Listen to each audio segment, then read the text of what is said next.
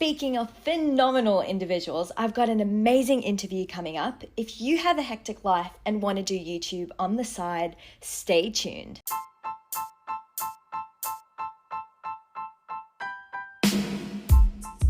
Hey, what's up guys? It's Confessions of a Doctorholic with Hassan Lehman, and I've got a special guest today.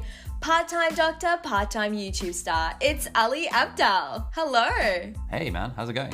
Yeah, good. Yourself? I'm very well, thank you. Thank you for having me on. This is very exciting. Can I just say, I still can't believe you replied to my email. You've got like Twitter, Instagram, YouTube, a website, emails. How do you manage it all? So I get this question a lot. I think honestly the main thing is that it's just kind of fun. So everything I do is just fun and enjoyable. And so it's not a case of having to juggle lots of different things. It's a case of just kind of going home from work and having a bit of fun doing whatever. That's kind of one element to it. The other element to it is when it comes to, I don't know how much you care about creating content on the internet / how much your audience does. I imagine you do because you've got a podcast. But when it comes to creating content on the internet, there's all sorts of ways to like hack the process where you're kind of doing the work once and then you're able to chop it up multiple times for different platforms. So for example, this podcast, I'm speaking to my camera right now. I'm recording this so that if there's like a good bit, then I can send it to my team and they'll be able to chop it up into something for Instagram or something for Twitter. So I think it's about sort of figuring out the bit of it that you enjoy and then trying to minimize the workload to attempt to be famous on every platform rather than TikTok. That's so smart. So I know that you started your YouTube channel in third year of medical school. So how do you manage it with medical school? Yeah, so it was fifth year of med school that I really started taking it seriously out of 6 years. And honestly, med school isn't really that hard, at least in the UK. I was pretty confident I was going to pass my exams. I was pretty confident that I wouldn't do so well in my exams that I'd get, a distinction or whatever. And so I felt that any extra effort put in between passing and getting a distinction was effort wasted, because ultimately that, whether I got 68 or 71 or 74, if I didn't get 85, it wouldn't change my life in any meaningful way. And so I thought, okay, well, I might as well use the time that people are spending studying instead to just churn out YouTube videos. And I kind of reasoned at the time that I think this will probably be net positive for my life rather than trying to optimize for getting a slightly higher mark on this game that we're all playing. And do you reckon it's easier to juggle things now that you're a doctor compared to med school? It was much easier when I was in med school. In med school, I think people often don't realize is that you just have so much free time. When you're a doctor, going into the hospital is no longer optional. At least here it was. It was optional. Like every morning you'd wake up and it'll be that agonizing decision of, do I really want to go in today? And then every hour in the hospital, you'd be like, well, do I really want to stay, or do I just want to go home? Do I just want to go chill in the doctor's mess? And so the way that me and most of my friends approached clinical medicine was that we'd go in for a little bit each morning. Maybe we'd go in for the occasional night shift. But most of the time, we'd just sort of hang out in the doctor's mess or in the cafeteria or kind of doing our own thing. And I think if you can figure out a way where you're learning efficiently rather than just hoping to absorb stuff passively by osmosis, then med school becomes a lot easier because you actually don't have to put a lot of time into it to get pretty reasonable results. Yeah, I completely agree with you. Alrighty, so let's start from the beginning. What inspired you to start the YouTube channel? Okay, so I'd been running this business since my second year of med school. It was called SixMed. It was one of those classic things that every brown person does when they get into university. And they set up a business that helps other students get into university. It's fairly cliche at this point. So I'd been doing that for a few years. And I recognized that there was no real video content on YouTube about how to do well on the BMAT or the UCAT, these exams that you take to get into med school. And so I thought, hey, why don't I just make videos about this? Because, I knew about content marketing. I was into like the tech marketing stuff. But then very quickly, and I was looking through my diary entries from kind of May, June 2017. Very quickly, I realized, hang on, if I'm making videos about the BMAT and about interviews, why don't I just vlog what life is like as a medical student at Cambridge? Because that would be kind of cool, and no one's doing it. So then I started doing that. And then things started to go well. And I sort of thought, well, I've wanted to be a YouTuber since like 2007. But I always kind of thought I'd want to be some kind of music YouTuber. There's this guy called Kurt Hugo Schneider, who I really look up to, who plays like loads of musical instruments, and he's like a fantastic producer. And he's got loads of friends who are really good at singing. So they make covers of popular songs, and they're all really good. But then when I stumbled into this sort of making vlogs thing, I was like, hang on, wait, why don't I just try and take this YouTube thing a bit more seriously? And I sort of looked at, well, what's the ROI on this? Is this something that's worthwhile? And I realized that yes, very much so. And so I sort of invested fairly heavily upfront on camera and audio equipment just to kind of keep the quality as high as I could initially. And I just spent my entire final year of med school just churning out video after video. So that was sort of how I got started. It was started as a sort of marketing initiative for my business, and then it turned into its own kind of thing. That's so impressive. And how long did it take you to film your first ever video? It took about as long as the video lasted because I reasoned that, having read about this sort of advice on the internet for years, I knew that I just needed to get started and not overthink it.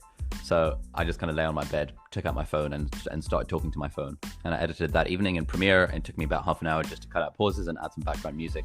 And then I uploaded it that same evening, because I knew that if I can get that first video out, then it would make me much more comfortable with doing the vlog thing in general. Amazing. And which video was the life-changing one? You know, the one that made you big. So the video that made me big was probably one called How I Take Notes on My iPad Pro in Medical School. Like, it's a... Oh my God, that's literally the first ever video of yours I watched. That's why I got Notability. Nice. Fantastic. Yeah, I should get some kind of deal with Notability. That video really took off. That video was sort of planned. I've had a few attempts at viral videos over the years, and I had a feeling that that one might be. Just kind of based on what else was on YouTube. And there was a video called How I Take Notes on My iPad as an engineering student that got like 2 million views. And I was thinking, hang on, that's an engineering student, and that's a lot less sexy than being a medical student. So if I just replace that with medical student, then maybe this will work. And so that video like really took off and just kind of changed my life. But it's like, when you're doing anything like YouTube, creating content on the internet, as you do with the podcast, yeah, it just takes one piece of content to change your life, but you just never know which one that's going to be. And the more you just churn out, the more likely you are to have a breakout hit. Yeah. And what's the most favorite thing about what you do? Like the YouTubing and all of these other things. I think one of the most favorite things is the fact that it just kind of makes money while I sleep. And that is like absolutely mental. I reckon I'd get beauty sleep then. It's just absolutely ridiculous, the amount of money you can make on the internet by just following this formula of, create something that people find valuable, put it out there for free, and then do it over a long period of time and occasionally release a paid product. It's just absolutely insane just how much money you can make off that. So I'm always flabbergasted by what the numbers look like on that front. It's also kind of cool, like this sort of weird, I don't know, D-list celebrity status that I seem to have amongst like medical students and stuff. It's just like, it's kind of cool. Like it's like all the benefits of being famous, i.e. that people look up to you and people think that you're naturally a nice person and stuff before they've even met you. And it's got none of the drawbacks of actually being famous, which is that you can't go out on the streets. Wait, so are you telling me you're not actually a nice person? Well, I think we'll pass on that front. But yeah. I just absolutely love the fame, and I'm just a massive attention seeker. So it kind of fits really nicely into just like my personality in general. So I have to ask, do people stop you on the streets and say, oh my God, I saw you on YouTube? Or how does that work? So sometime last year, I was in Bulgaria, and there's this town called Plovdiv in Bulgaria, and there's a medical school there that I was giving a talk at about, what life in the UK is like as a doctor and stuff, and that was kind of fun. But on the streets of Plovdiv, I got recognized 4 times that day, with just random people being like, oh my God, I watch your videos. And I was like, what the hell? But like, I think Plovdiv is a bit of a weird place because it's got this like medical school in it. Like the entire population of the town is basically students, and they take a lot of medical students from the UK who didn't get into medicine in the UK and therefore went to Bulgaria. So it was a very sort of targeted audience. Yeah. So that was a bit weird. But then occasionally if I walk around in Cambridge or in London, someone would say, oh, hey man, I recognize you from your videos. I love your videos. And it's always just like quite a nice kind of interaction. Yeah. What about you? Is that something that you get? No, actually not yet. One day. Hopefully sometime in the future. I suppose when I worked for a radio station, that was 2 years ago, so before medical school. Nice. This random girl, she's like, oh my God, your voice, it's familiar. And I'm just like, thanks. And she was like, can I hug you? And I'm like, I don't know how I feel about this, but okay. And I'm like such an awkward hugger as well. Nice. That's someone who recognized you just with your voice. That's pretty awesome.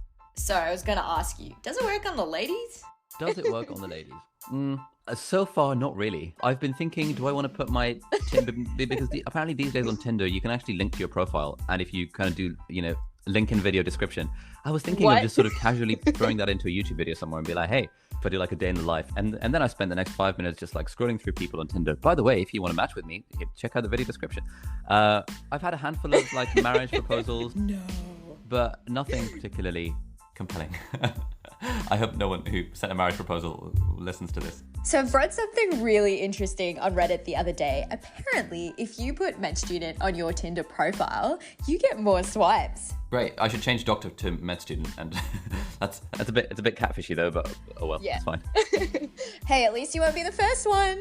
Yeah, I suppose catfish is like the new clickbait, and I've got no problem with clickbait, so it's fine. Yeah, righty. Ali, can you stick around a while longer? We'll continue this next episode. Yeah, absolutely.